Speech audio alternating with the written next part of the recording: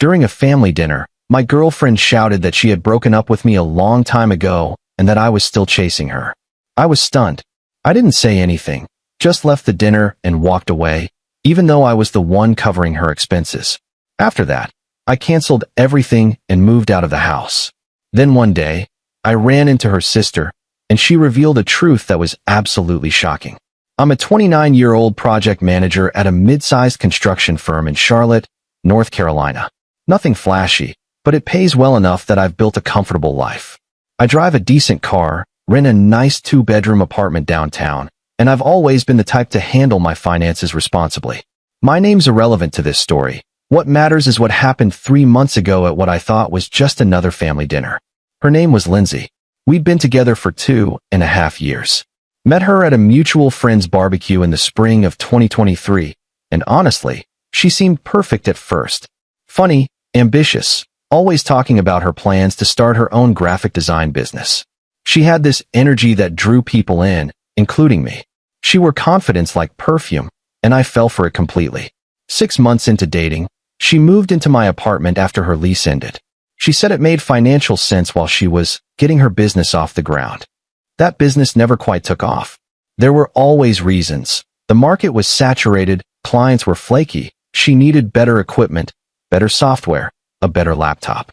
I didn't mind helping out at first. I covered rent, utilities, groceries, her car insurance, her phone bill. She contributed occasionally when she picked up freelance gigs, maybe 200 here, 300 there, but mostly I carried us both. I told myself it was temporary, that I was investing in our future together. That's what you do when you love someone, right? You support them. The dinner happened on a Saturday in late September. Lindsay's family lived about 40 minutes away in a suburb called Huntersville. Her parents, her older sister Jenna, and Jenna's husband Kyle. They'd invited us over for what they called a family celebration. Lindsay's father had just retired from his job at the county clerk's office after 32 years, and her mother wanted everyone together to celebrate properly. I should have seen the signs that day. Lindsay was on her phone the entire drive over, texting and scrolling, barely speaking to me. When I asked if everything was okay, she just said, "Yeah, fine," without looking up. Her thumbs moved fast across the screen, and every few seconds she'd smile at something. At the house, she walked in ahead of me, didn't wait, didn't hold the door. Small things, but they added up. I was carrying a bottle of wine and a card for her father, and the door nearly closed in my face. Update 1. Dinner was tense from the start. We sat around their dining table, Lindsay's parents at the heads, Jenna and Kyle on one side, Lindsay and me on the other. The table was set nice, cloth napkins, good dishes. Her mother had gone all out.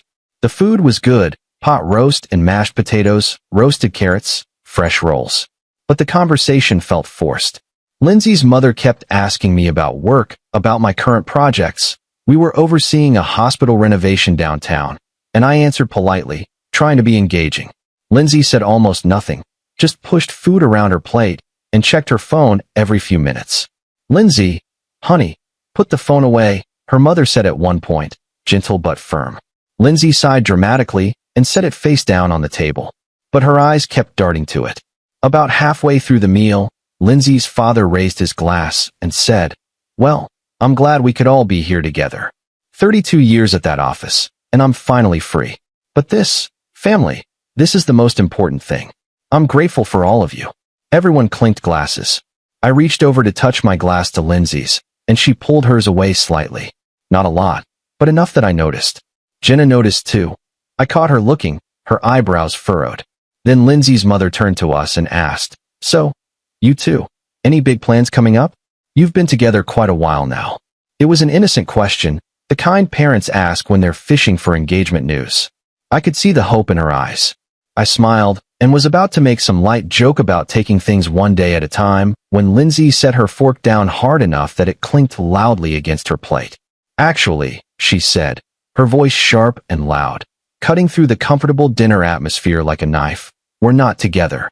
The table went silent. Completely silent. I could hear the kitchen clock ticking from the other room. I stared at her, confused, my brain trying to catch up to what she'd just said. "What?" I said, my voice barely above a whisper. She turned to face me, her expression cold, detached, like she was looking at a stranger. "We broke up." Weeks ago, I told you it was over, and you just keep acting like we're still dating. You won't leave me alone. My brain couldn't process what she was saying. Weeks ago, we'd had arguments, sure, about money, about her lack of contribution, about her spending habits, but nothing that ended us. Nothing that even came close. We'd been living in the same apartment. We'd slept in the same bed 4 nights ago. I'd made her breakfast last Sunday. Pancakes. Her favorite. Lindsay, what are you talking about? I said, keeping my voice as calm as possible even though my heart was pounding so hard I could feel it in my throat. We didn't break up. Yes, we did, she said louder now. She looked around the table at her family, her eyes wide, playing the victim perfectly. I've tried to be nice about it, tried to let him down easy, but he won't accept it. He keeps texting me, showing up, acting like everything's fine when I've told him multiple times that we're done.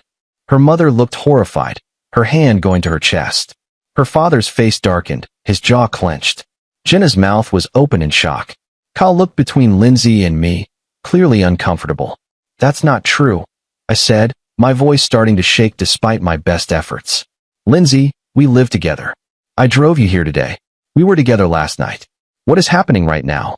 See, Lindsay said, gesturing at me like I was proving her point, her voice rising with false emotion. This is exactly what I'm dealing with. He's obsessive. He can't accept that I don't want to be with him anymore. I've tried to be kind, but he makes everything so difficult. I felt like I was in a nightmare. Like reality had shifted, and I was the only one who didn't get the memo. I looked around the table for support, for someone to say this was insane, but they were all staring at me like I was some kind of dangerous stalker. Her father's expression was dark, protective. Her mother looked like she might cry. Jenna looked torn, confused. My hands were trembling. I felt humiliated, blindsided, and completely lost. I stood up slowly, my chair scraping harshly against the floor. The sound seemed deafening in the silence. I don't know what this is, I said, looking directly at Lindsay, my voice steadier than I felt. But I'm not doing this. I'm not sitting here while you lie to everyone. I'm leaving. Lindsay opened her mouth, probably to say something else that would make me look worse, but I was already moving. I walked out of that dining room, through their living room, and out the front door.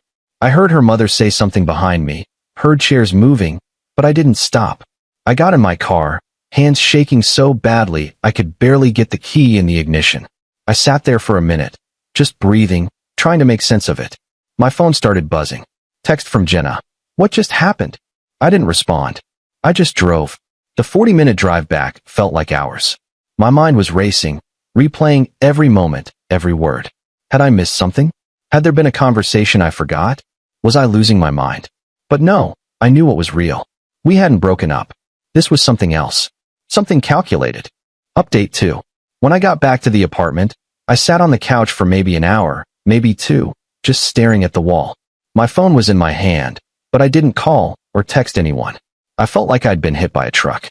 Nothing made sense. We hadn't broken up. There'd been no conversation, no fight big enough to end things. No, we need to talk moment. And yet she'd stood in front of her entire family and painted me as some delusional creep who couldn't let go. The apartment felt different now. Contaminated. Everywhere I looked, I saw her stuff. Her jackets on the coat rack. Her shoes by the door. Her makeup scattered across the bathroom counter. Her laptop on the coffee table. 2.5 years of shared life. And suddenly it all felt like evidence of my stupidity. That night, I didn't sleep. I sat up making lists. Making decisions.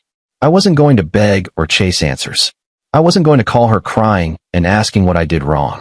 If she wanted out this badly, if she was willing to humiliate me in front of her family, fine. But I wasn't going to be humiliated again, and I wasn't going to keep paying for someone who clearly didn't respect me. Monday morning, I started making calls. First, I called my landlord and explained I'd be breaking the lease. He wasn't happy, but I paid the penalty, $1,200. Worth every penny. Then I called the insurance company and removed Lindsay from my car insurance policy. She'd been on it for 1.5 years. Saved immediately. I went to the bank on my lunch break and closed our joint checking account, the one I'd opened 6 months prior, so she could contribute easier to household expenses. Spoiler, she'd contributed maybe $300 total over 6 months. The rest, thousands, was mine. The bank clerk asked if I was sure. I'd never been more sure of anything. I changed the Wi-Fi password. Canceled the Netflix account she used daily. Canceled the Spotify family plan. Canceled the credit card I'd given her for emergencies that she'd racked up $2,000 on in restaurant charges, online shopping, beauty products. I looked at the statement that night: sushi dinners, boutique purchases, salon visits. All while I thought we were being careful with money. Tuesday through Thursday, I packed everything: clothes, electronics, books, kitchen equipment, furniture I'd bought. I took photos of everything as I went, just in case she tried to claim I stole something that was ours. I left her with the couch. I'd bought it used off Craigslist anyway, and the bed frame, which she'd actually contributed money toward. Everything else gone. I found a new apartment across town, near my office. Smaller, 1 bedroom, but it was mine. All mine. Signed a lease Wednesday evening, moved in Thursday. Took 2 trips with a U-Haul and a buddy from work who asked no questions, just helped me load boxes. I didn't tell Lindsay I was leaving. She wasn't there during any of this. She'd apparently been staying with a friend, according to a single text she sent Tuesday afternoon that just said, "I'm getting my stuff this weekend." I replied simply, "Take what's yours. I'm gone." That's when her tone changed. She tried calling. I didn't answer. She sent texts. "We need to talk. You're being childish. You can't just leave like this. Where are you?" "This is my apartment too." I replied once more, "Your name isn't on the lease." "Never was. I paid the penalty. It's yours if you want to sign a new lease with the landlord. Otherwise, you need to be out by the end of the month." Then I blocked her number Friday night. Blocked her on social media. Blocked her email. Clean break. I thought that was the end. I thought I could move on, rebuild, forget this nightmare. I was wrong. Update 3. 2 weeks went by. I threw myself into work, stayed late at the office working on project proposals, avoided places we used to go together. That Italian restaurant downtown, where we had our first date? Avoided. The coffee shop on Trade Street where she'd spend hours networking? Different route. My friends knew something had happened, but I didn't give details. Just said we split, didn't work out, moving on. Most people didn't push. A couple asked if I was okay. I said yes, even though I wasn't sure. The truth was, I felt hollow. Not heartbroken exactly. I was too angry for that, but betrayed. Used. Stupid for not seeing it sooner. Then, on a Thursday evening in mid-October, I was at the grocery store near my new place, the Harris Teeter on East Boulevard, grabbing basics: bread, eggs, coffee, some chicken for meal prep. I was in the cereal aisle, debating between 2 brands, when I heard someone say my name. I turned, and there was Jenna, Lindsay's sister. She was pushing a cart, wearing yoga pants and a zip-up jacket, looking genuinely surprised to see me. "Hey," she said, her voice cautious, careful. "How are you?" I nodded, polite but distant. "Doing fine. You." She hesitated, glancing around like she wanted to make sure no one else was nearby. The aisle was empty except for us. "Can we talk for a second?" "Outside." I wasn't sure I wanted to. Getting involved with Lindsay's family again, even peripherally, seemed like a bad idea. But curiosity got the better of me. Or maybe I just needed to know if I was actually the crazy one. "Sure," I said. We finished checking out separately, her with a full cart, me with my basket, and met in the parking lot by her car, a silver Honda CR-V with a car seat in the back. She leaned against the driver's door, arms crossed, looking more uncomfortable than I'd ever seen her. "I need to tell you something," she said, her voice low. "About that dinner. About Lindsay. I'd rather not rehash it," I said, my tone flat. "It's done. I've moved on. No, you need to hear this." She took a breath, looked down at her shoes, then back up at me. "Lindsay lied. About all of it. About everything she said that night." I waited, my stomach nodding.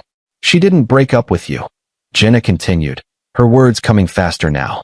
"She never planned to. The whole thing at dinner. The thing about you being obsessive, not leaving her alone, her having to tell you multiple times, she made it all up. She planned it." My chest tightened. Why the hell would she do that? Jenna's face twisted with guilt and anger. "Because she met someone else. A guy named Troy. She's been seeing him for about a month, maybe longer. She wanted to make it look like you were the problem, like you were some obsessed ex who couldn't let go. So when people asked why you two split, she'd have a story ready. She wanted sympathy. She wanted to be the victim. I felt like I'd been punched in the stomach. The air left my lungs. She set me up? In front of your whole family. She planned that. I know, Jenna said, and her voice was breaking now, tears forming in her eyes. I didn't know she was going to do that. None of us did. We had no idea. After you left, she acted like the victim. She cried, said she didn't want to embarrass you, but you forced her hand by not accepting the breakup. My parents believed her. Qley believed her. I didn't know what to think at first. She's my sister. But something felt wrong. Why are you telling me this now? My voice was harder than I intended. Because I overheard her on the phone 2 days ago, Jenna said, wiping her eyes with the back of her hand. Tuesday night. She was in our guest room. She's been staying with us for a few days because apparently you kicked her out, which now makes total sense, and I walked past to get something from the linen closet. She was talking to someone, laughing. I heard her say, he actually left. Took everything and left. It's perfect. Now I don't have to feel guilty. And she laughed. Like it was the funniest thing in the world. Like you were a joke. My hands clenched into fists at my sides. I confronted her right there. Jenna continued. I walked in and demanded to know what she meant. She tried to play it off, but I pushed. She finally admitted it. Said she'd been seeing Troy for 5 weeks. Said she needed a clean exit strategy so nobody would blame her. Said she had to control the narrative because you were the one with money and stability, and she didn't want people thinking she used you. So she flipped it. Made you look obsessive so she'd look like the poor girlfriend trying to escape. I couldn't speak. My mind was reeling, trying to process the level of calculation, the coldness of it. I told her she's horrible, Jenna said, crying openly now.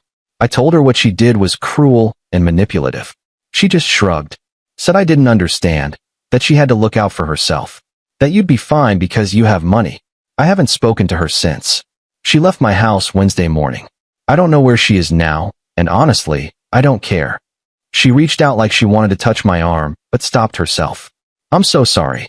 I know it doesn't change what happened, but you deserve to know the truth. My parents still don't know. Qley doesn't know. They still think you're the bad guy. But I couldn't live with myself if I didn't tell you. Final update. I didn't respond to Jenna right away. I couldn't. I thanked her. I think I said thank you. The words felt automatic. Got in my car and drove back to my apartment. Once inside, I sat on the edge of my bed and just processed. Lindsay hadn't just broken up with me. She'd orchestrated my humiliation. She'd destroyed my reputation with her family, probably with mutual friends who'd heard her version of events. And she'd done it deliberately, coldly, as a calculated strategy to move on guilt-free and financially supported by someone new. I'd spent 2.5 years supporting her emotionally and financially, believing we were building something, and this was the payoff. This was what my investment earned me. But sitting there in my quiet apartment, I realized something. I didn't need revenge. I didn't need to expose her or blow up her life or send screenshots to Troy or her parents. Walking away had been the right move. Cutting her off financially, removing her from my insurance, my accounts, my apartment, leaving her with nothing but the mess she'd created, that was enough. That was more than enough. She'd have to explain to Troy eventually why she had no apartment, no savings, no financial stability. She'd have to explain why her own sister wasn't speaking to her. The truth has a way of coming out, and I didn't need to be the one forcing it. A month later, mid-November, I heard through a mutual friend, someone I'd known before Lindsay, who reached out to check on me, that Lindsay and Troy broke up. Apparently, he found out she'd lied about her financial situation. She'd told him she was between places by choice, that she was minimalist and focusing on her business. When he realized she'd been expecting him to cover her expenses the way I had, and when he refused, things fell apart fast. She tried to come crawling back to mutual friends, spinning new stories about how I'd stolen from her, how Troy had been abusive, how everyone had abandoned her. Most people didn't buy it. Jenna had quietly told a few family members the truth. Her husband, Qley, one of her aunts. Word spread. Lindsay's parents eventually found out, though I don't know the details. I heard they were furious, but also defensive, the way parents get when they don't want to believe their child is capable of something ugly. Lindsay tried to reach out to me in early November. New number, same desperation. The message said, I made a mistake. I see that now. Can we please talk? I miss what we had. I stared at it for maybe 10 seconds. Then I deleted it without responding. Blocked the new number. As of now, early December, I'm doing fine. Better than fine, actually. The new apartment feels like mine in a way the old one never did. I've decorated it the way I want. Minimal, Clean, no compromises. I've been on a few dates, nothing serious yet, but I'm not rushing. One woman, a kindergarten teacher named Harper I met through a friend, seems promising. We've gone out twice. She makes me laugh. She pays for her own meals without me even asking. Work's going well. I got a promotion last month, senior project manager, 10% raise, more responsibility. My boss said I'd been exceeding expectations and showing real leadership. It felt good to be recognized for something real. Lindsay, from what I've heard, moved back in with her parents in Huntersville. I don't know if she ever told them the full truth or if they forced it out of her. I don't know if her relationship with Jenna ever recovered. I don't care. That chapter of my life is closed, locked, and buried. I still think about that dinner sometimes. Late at night when I can't sleep, or when I'm driving and a song we used to listen to comes on. I think about the look on her face when she lied so easily, so convincingly. The way her family stared at me like I was the problem, the threat, the obsessive ex. It stung. It still stings if I'm honest. But walking out of that house, refusing to defend myself to people who'd already decided I was guilty, that was the best decision I made. The second best was cutting her off completely, financially and emotionally, and not looking back. Some people will light your life on fire just to stay warm. They'll use you up, drain you dry, and then blame you for being empty. I'm just glad I got out before I burned completely. I'm glad I still had enough of myself left to walk away. And honestly, I'm glad she showed me exactly who she was. Because now I know what to avoid. Now I know what real love isn't supposed to look like. Edit 1. A few people have asked if I ever confronted Lindsay directly after Jenna told me the truth. I didn't. After everything, after hearing what she'd said about me, I saw no point. She'd already shown me exactly who she was. Calculated, manipulative, willing to destroy someone else to protect her own image. I wasn't going to give her another stage to perform on, another opportunity to twist things. Silence was the strongest statement I could make. Edit 2. Jenna and I are still on decent terms. She apologized multiple times over text in the weeks after we talked, even though none of it was her fault. I told her I appreciated her honesty and her courage in telling me the truth when she didn't have to. We don't talk often, maybe a text every few weeks, a how are you doing kind of thing, but there's no bad blood. She's a good person caught in a bad situation with a toxic sister. Edit 3. For anyone wondering if I ever got my money back, no. That $2,000 on the credit card, the months of rent I covered alone, the groceries, the insurance, the utilities, all of it, gone. I wrote it off as the cost of getting someone toxic out of my life. Best money I never got back. Cheapest lesson I ever learned about who to trust.